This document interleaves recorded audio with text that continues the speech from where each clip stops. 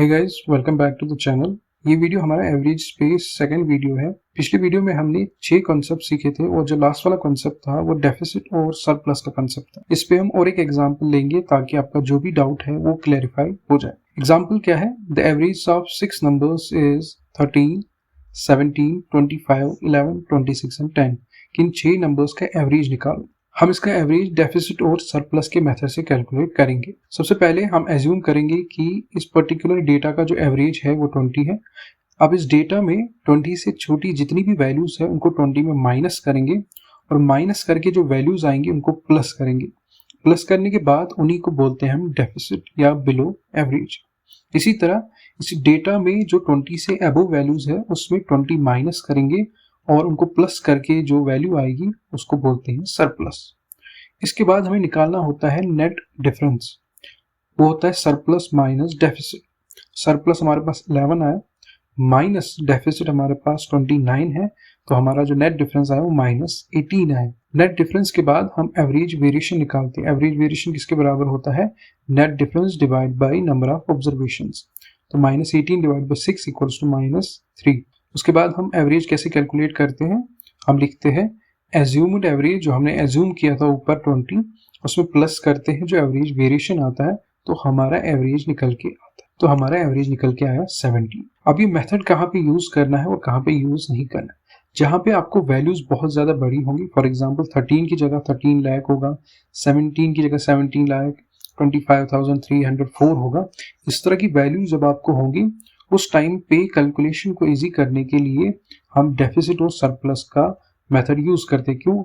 जब भी हम उसके नजदीक कोई एज्यूम्ड एवरेज लेंगे उसमें जो हमारे पास वैल्यू बचेगी वो काफी छोटी वैल्यूज होंगी और उन पे एवरेज निकालना काफी आसान होगा। याद रखिए ये मेथड आपको हर जगह यूज नहीं करना है। जहां पे वैल्यूज काफी बड़ी होंगी वहीं पे डेफिसिट और सरप्लस का मेथड यूज होता है।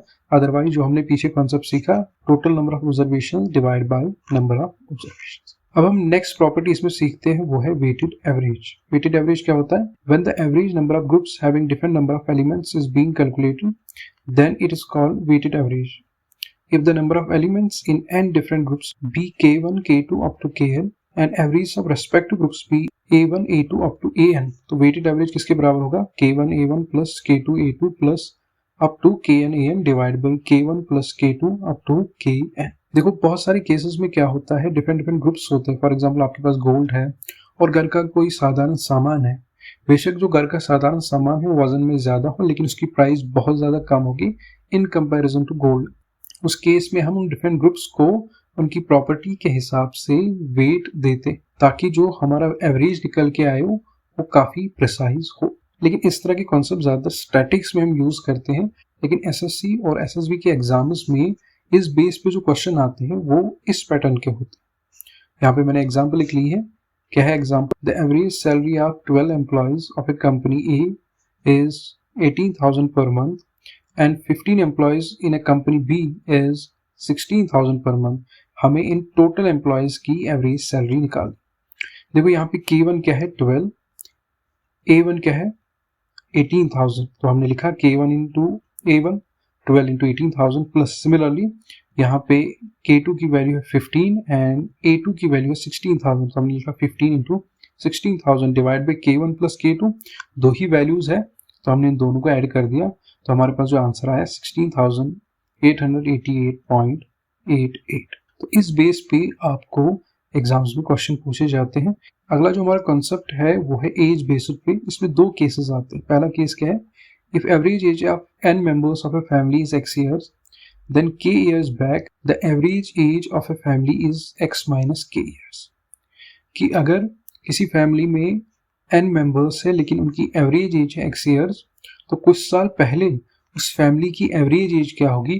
वो होगी कि कितने साल हम पीछे जा रहे हैं उनकी प्रेजेंट जो एवरेज एज होगी उसमें हम माइनस कर देते।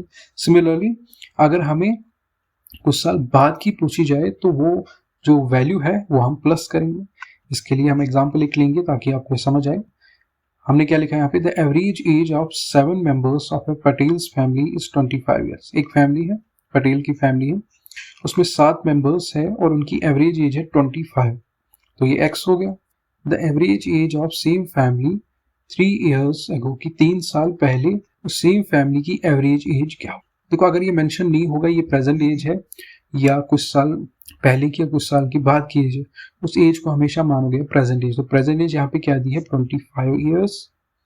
3 साल पहले एज कितनी होगी, देखो 3 साल पहले की बात हो रही है तो हम एवरेज एज में ये नंबर माइनस कर देंगे, तो 25 माइनस 3 इक्वल्स टू 22।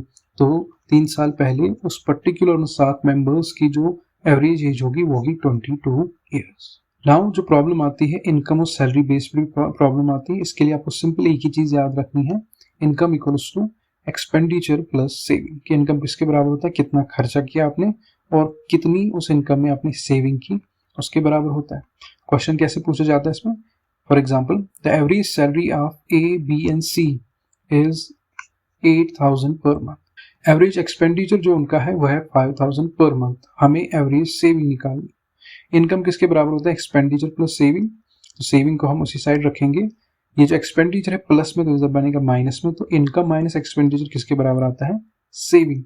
तो इनकम किसके बराबर है 8,000 माइनस एक्सपेंडिचर किसके बराबर है 5,000। तो हमारा जो एवरेज सेविंग यहाँ पे निकल के आया वो आया 3,000। इस तरह से आप इस पर्टिकुलर कॉन्सेप्ट पे क्वेश्चंस कर सकते हो। नेक्स्ट कॉन्सेप्ट है हमारा कि एवरेज बेस पे स्पीड, टाइम और डिस्टेंस पे भी क्वेश्चन पूछे जाते हैं। इसमें हम 2 केसेस पढ़ेंगे। पहला केस है when the distance travelled in different time slots और paths is same.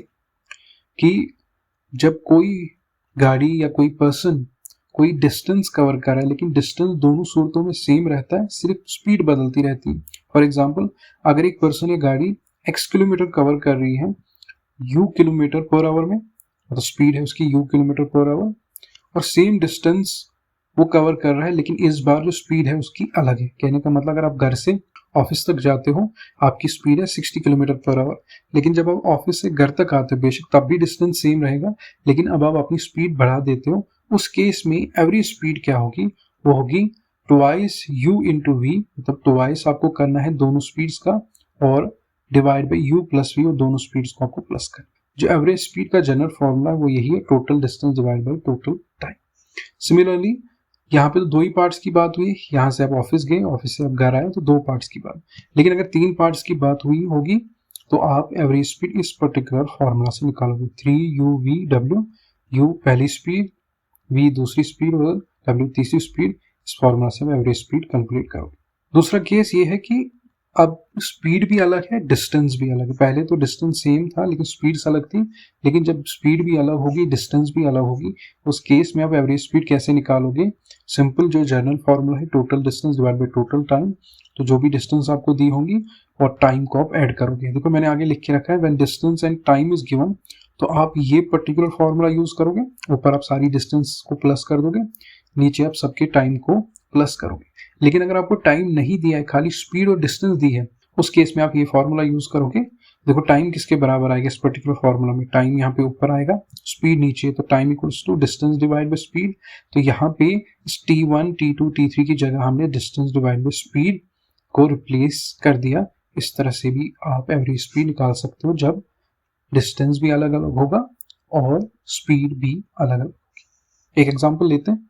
Rahul goes from Delhi to Jammu and Kashmir at the speed of 40 km per hour and returned at the speed of 60 km per hour. Then the average speed of Rahul is, कि राहुल दिल्ली से Jammu Kashmir 40 kilometre की speed से गया लेकिन जब वापस आया distance तब भी सेम था लेकिन इस बार स्पीड अलग थी। वो स्पीड क्या थी 60 किलोमीटर पर आवर। तो एवरेज स्पीड का फॉर्मूला क्या ऊपर हमने सीखा, ट्वाइस दोनों का स्पीड करना है और दोनों स्पीड के प्लस से डिवाइड करना है। तो twice into 40 into 60 divide by 40 plus 60 होता है 48 किलोमीटर पर आवर राहुल की एवरेज स्पीड होगी।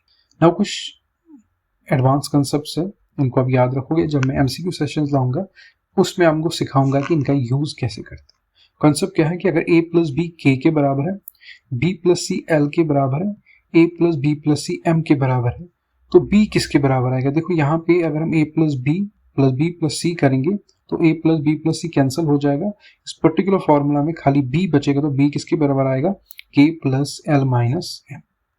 सिमिलरली अगर आपको दिया a plus B equals to K, d plus C equals to L, a plus C plus D plus E equals to M, तो हमें इसमें c की वैल्यू निकालनी है। c की वैल्यू कैसे हम सिमिलरली निकालेंगे, इस सब में से अगर इन दोनों को माइनस कर देंगे सारी वैल्यूज कैंसिल हो जाएंगी, c बचेगा। किसके बराबर आएगा, m माइनस के प्लस n। ये वहां पे यूज होता है जहां पे पर्टिकुलर क्वेश्चन में बहुत सारी चीजें दी होंगी और आपको इक्वेशन में थोड़ा बहुत चेंजिंग करके उसी इंफॉर्मेशन से वैल्यूज निकालनी होती। आई होप यहाँ तक आपको समझ आ गया होगा।